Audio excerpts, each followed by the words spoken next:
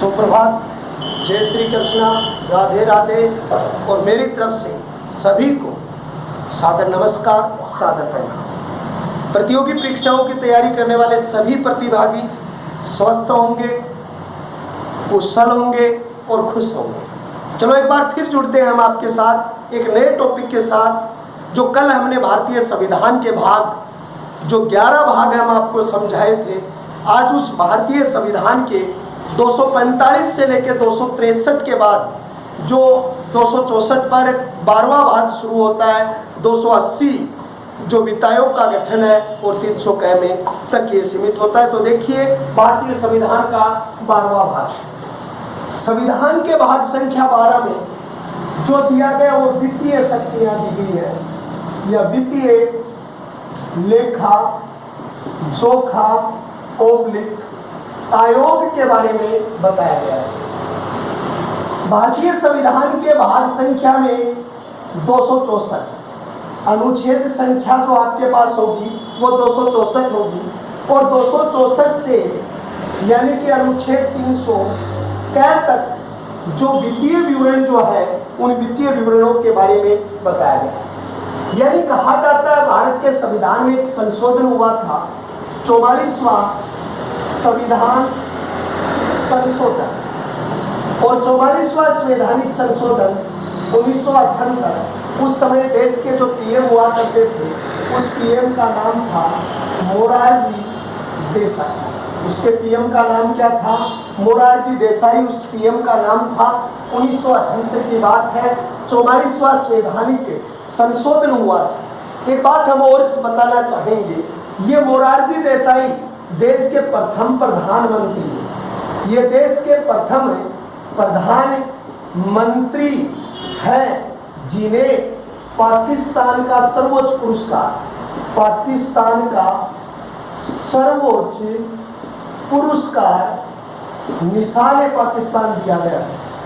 SSC में पूछा गया प्रश्न है, निशान पाकिस्तान दिया गया था। उसके काल में 44वां संवैधानिक संशोधन हुआ था।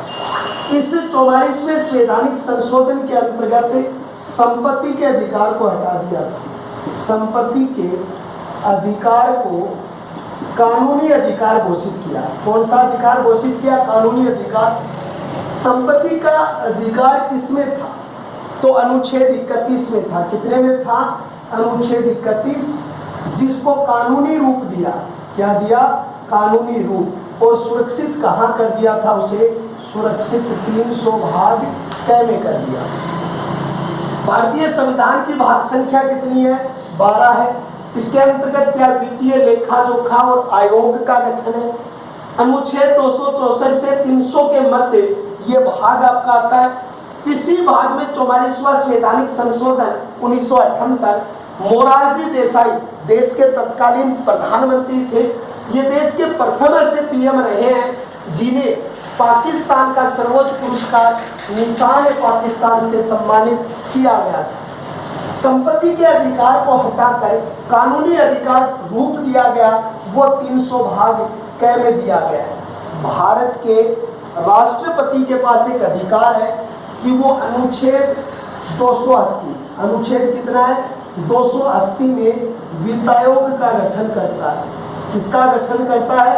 वित्त आयोग का गठन करता है। तो वित्त आयोग का गठन किया जाता है, वो अनुच्छेद 280 के अंतर्गत किया जाता है। वित्त आयोग का गठन कितने वर्ष के लिए होता है? 5 वर्ष के लिए होता है। पहला वित्त आयोग का गठन कब हुआ? 1951 में। पहले वित्त आयोग के अध्यक्ष कौन थे? केसी नियोगी इस वित्त आयोग के अध्यक्ष थे। अभी कौन सा वित्त आयोग प्रगति पर है?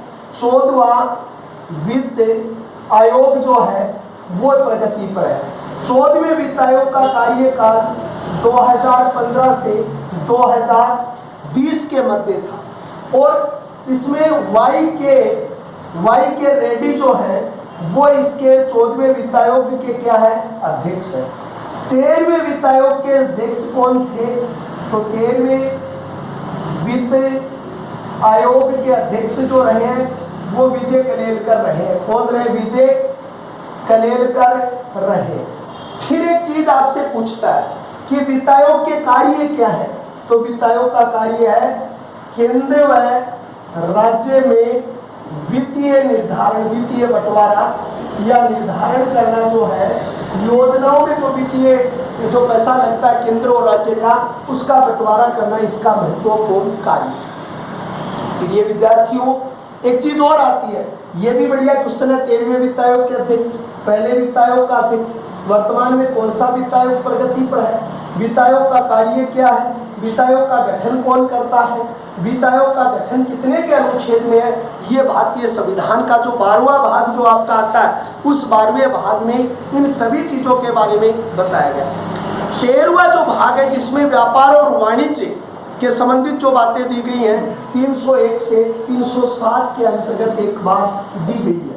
तो भारतीय संविधान का भाग संख्या कितना है, भाग संख्या 13 है, अनुच्छेद संख्या 301 से 307 के मध्य है।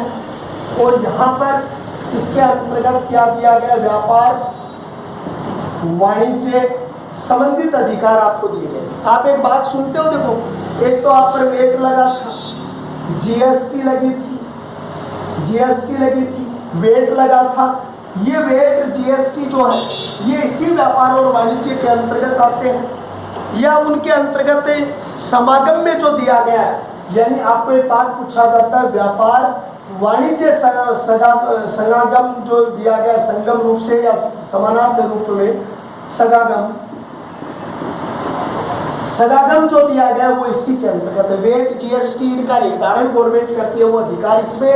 और अनुच्छेद 301 से लेकर 307 तक भारतीय संविधान के अंतर्गत इसी व्यवस्था को जिक्र के रूप में किया गया है। अब भारतीय संविधान का भाग नंबर 14 है, केंद्र और राज्य जो है उसके अधीन जो लोक सेवा आयोग का जो गठन हुआ है, उस लोक सेवा आयोग के 308 से लेकर 323 है उस तक इसका जिक्र किया गया। देखिए भाग संख्या, धीरे बढ़ा रहा हूं, ध्यान से देखना, भाग संख्या 14 इसके अंतर्गत आएगा अधीनस्थ लोक सेवाएं, अधीनस्थ लोक सेवाएं व संघ लोक सेवा आयोग। अधीनस्थ लोक सेवाएं और संघ लोक सेवा आयोग का जो उल्लेख है वो भारतीय संविधान के भाग नंबर कितने में है, 14 में। अगर आपको एक प्रश्न पूछता है अधीनस्थ लोक सेवाएं, तो अधीनस्थ लोक सेवाओं में आपको लिखना पड़ेगा 308 से 323 तक जो अनुच्छेद है उसमें भारत की संपूर्ण अधीनस्थ लोक सेवाएं आती है। अगर संघ लोक सेवा आयोग के बारे में पूछता है तो 315 से 323 के मध्य की जो अनुच्छेद नियमावली है उसमें संघ लोक सेवा आयोग आएगा। संघ लोक सेवा आयोग का गठन अनुच्छेद 315 में। 14वां भाग है अधीनस्थ लोक सेवाएं, 308 से लेकर 323। संघ लोक सेवा आयोग 315 से 323 के मध्य इसको दिया गया है। और संघ लोक सेवा आयोग का कार्यालय दिल्ली में है। वर्तमान में इसके 10 सदस्य हैं। और ये जो संघ लोक सेवा आयोग जितनी भी प्रतियोगी परीक्षाएं उनका आयोजन करवाने उनकी योग्यताएं आदि इनमें दी गई है। अगली आती है भाग संख्या जो 15 है। भारतीय संविधान के अंतर्गत जो भाग संख्या 15 जो आपको दी गई है उसमें निर्वाचन आयोग संबंधित व्यवस्थाएं दी गई हैं, जो 324 से लेकर 329 तक की जो व्यवस्थाएं हैं वो इसके अंतर्गत आती है। देखिए तो हम इसके बाद की उल्लेख करते हैं, जब वो ध्यान से हम पढ़ाते हैं आपको। तो भाग संख्या 15 राष्ट्रीय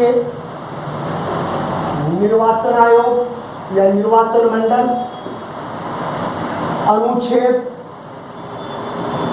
324 टू 329 में निर्वाचन आयोग संबंधित बातें जो दी गई हैं।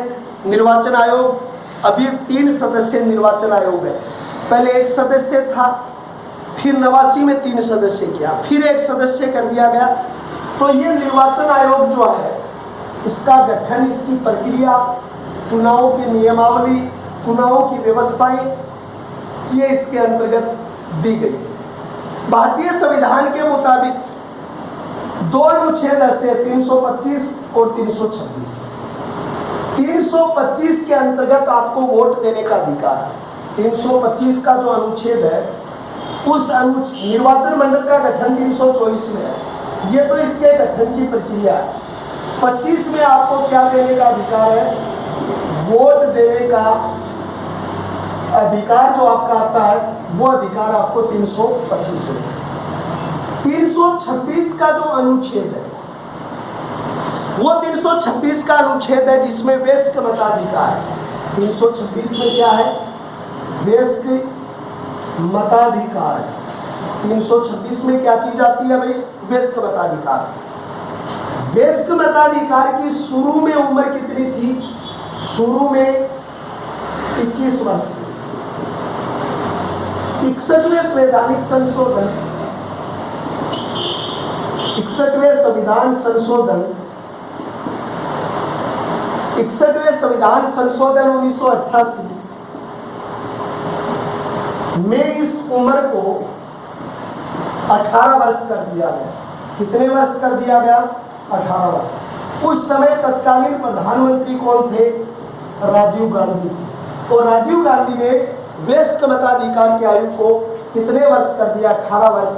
और अनुच्छेद 325 में आपको वोट देने का अधिकार है। 329 तक आपके निर्वाचन मंडल संबंधित जो शक्तियां हैं उनका क्या किया गया है? उल्लेख किया गया है। तो अब देखिए आपका भारतीय संविधान का और भाग नंबर कितना है? भाग नंबर 16। भारतीय संविधान का भाग नंबर 16 जो है उस 16 के अंतर्गत कुछ वर्गों को विशेष उपबंध है और इनमें 330 से लेके 342 तक इसका उल्लेख है। तो आप लिखेंगे कुछ वर्गों को विशेष अधिकार है या विशेष उपबंध है। ये जो विशेष उपबंध है, ये विशेष उपबंध है वो 330 से 342।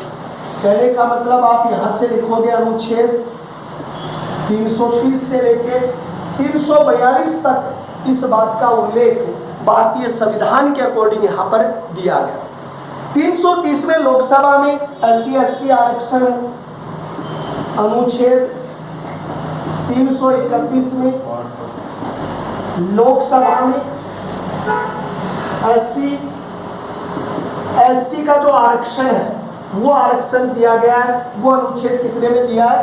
331 का जो अनुच्छेद है उस 331 के अनुच्छेद में इस आरक्षण की व्यवस्था यहाँ पर दी गई है।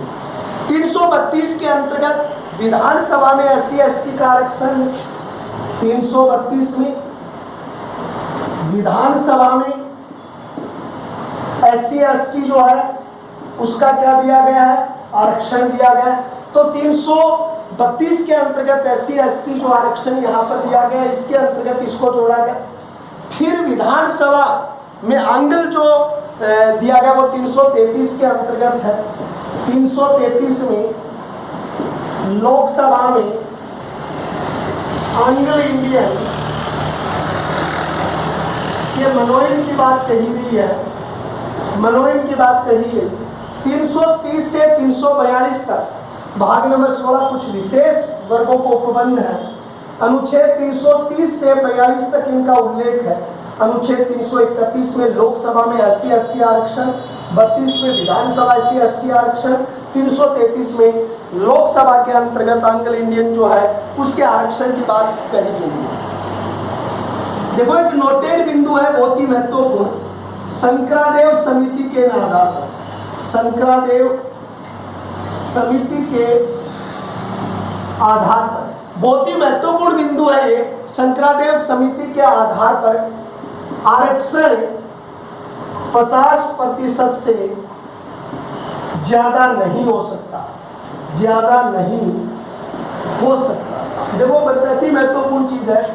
शंकरादेव समिति के आधार पर आरक्षण की जो अधिकतम सीमा रखी गई है वो 50% से ज्यादा नहीं हो सकती, यानी 50% तक ही उसकी आरक्षण सीमा को माना गया। दूसरी बात, यानी राज्य और केंद्र में आरक्षण किस तरीके का है, जो देखिए सबसे पहले अगर हम इसके अंतर्गत करते हैं, इसका एक अपवाद है, 72% आरक्षण है तमिलनाडु में। आरक्षण कहाँ पर है? तमिलनाडु में सबसे ज़्यादा जो जयललिता थी उन्होंने लागू किया था, सबसे ज़्यादा आरक्षण का वहाँ पर प्रमाण देखने को मिलता है। उसके बाद में यहाँ पर जो आपके सामने एक प्रश्न आएगा, और वो प्रश्न क्या आएगा, किस तरीके से उस प्रश्न का जवाब आपको देना है। आरक्षण के मामले में दोनों की स्थिति क्या है? तो आरक्षण में एक स्थान में आपको शब्दावली लिखनी पड़ेगी राजस्थान, एक शब्दावली आपको यहाँ पर लिखनी पड़ेगी भारत। यहाँ पर एसटी को आरक्षण है राजस्थान के अंतर्गत 12%, और भारत में एसटी को आरक्षण कितना है? 7.5%। एसटी के बाद एससी को राजस्थान में आरक्षण है 16%, और भारत में उनको है 15%। उसके बाद यानी ओबीसी जो है, वो ओबीसी को आरक्षण यहाँ पर दिया गया है, वो है आपका 27%, और भारत में उनको जो आरक्षण जो दिया गया है वो राजस्थान में 21% है, और भारत में इसको क्या है 27% आरक्षण की क्या की गई है, व्यवस्था इसके अंतर्गत की गई है। भारतीय संविधान का भाग नंबर 17 राजभाषा 343 से 351, भाग नंबर 17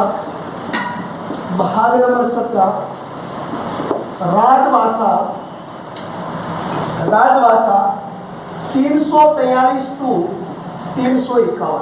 लेकिन ये जो स्थानीय 22 भाषाएं भारतीय संविधान में है, जैसे 21वां संवैधानिक संशोधन 1967, उसके बाद में जो आपका 71वां संवैधानिक संशोधन 1992, उसके बाद आपका जो अगला जो संवैधानिक संशोधन जो आपका आता है उसके अंतर्गत 92वां संवैधानिक संशोधन 2003। इसके आधार पर यहाँ 15वीं भाषा जुड़ी, यहाँ 15वीं के स्थान पर 18 होगी, और यहाँ पर क्या होगी 22 होगी। यहाँ पर जुड़ी थी नेपाली, मणिपुरी, कोंकणी, यहाँ पर जुड़ी थी सिंधी, और यहाँ पर जुड़ी संथाली, मांडो, डोगरी और मैथिली, ये जुड़ के 22 होगी। इन सभी का उल्लेख भारतीय संविधान में अनुसूची नंबर 8 है, और अनुसूची नंबर कितनी, भाग नंबर क्या है 17 नंबर भाग है, इसके अंतर्गत भारतीय संविधान के अंतर्गत भाग संख्या 18 है, और 18 के अंतर्गत किसका जिक्र है? आपातकाल का। आपातकाल का दूसरा नाम क्या है? संकट काल। आपातकाल, संकट काल आपने किस देश के संविधान से लिया? जर्मन संविधान, या आप लिख सकते हो वाइमर गणतंत्र। जर्मन संविधान, या आप लिख सकते हो वाइमर गणतंत्र। ये जो आपातकाल है उसमें 3 अधिकार है। 352 विदेशी आक्रमण,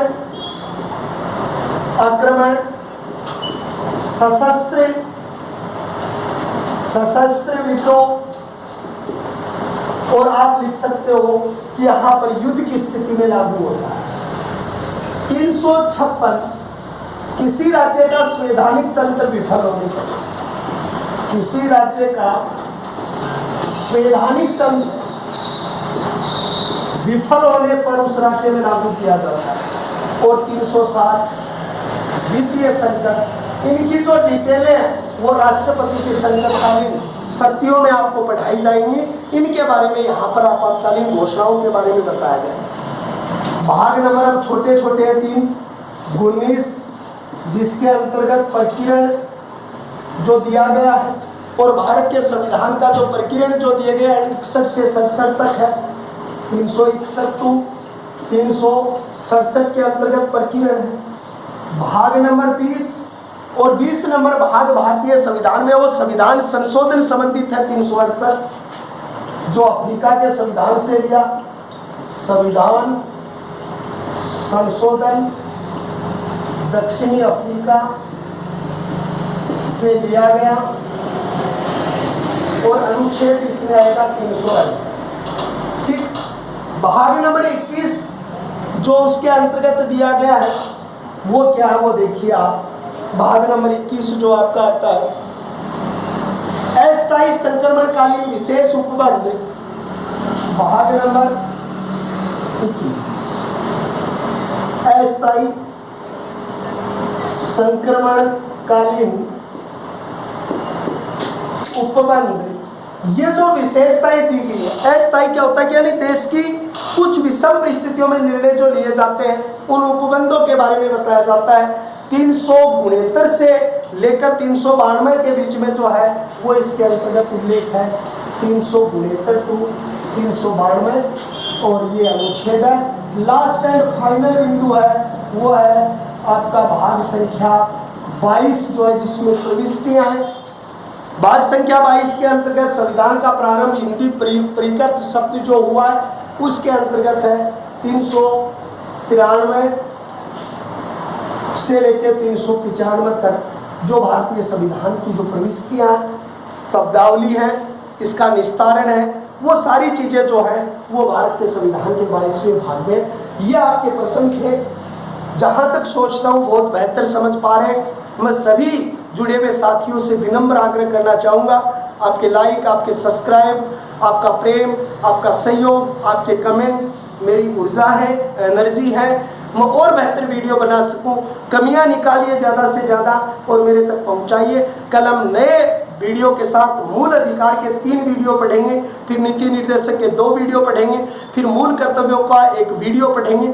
ये आगे हम लेके आएंगे अगले पीरियड में। एक बार फिर हम आपकी हुई मुलाकात होगी, तब तक के लिए हम आपसे विदा चाहते हैं। सादर प्रणाम, कल एक बार फिर मिलते हैं। जय हिंद, जय भारत।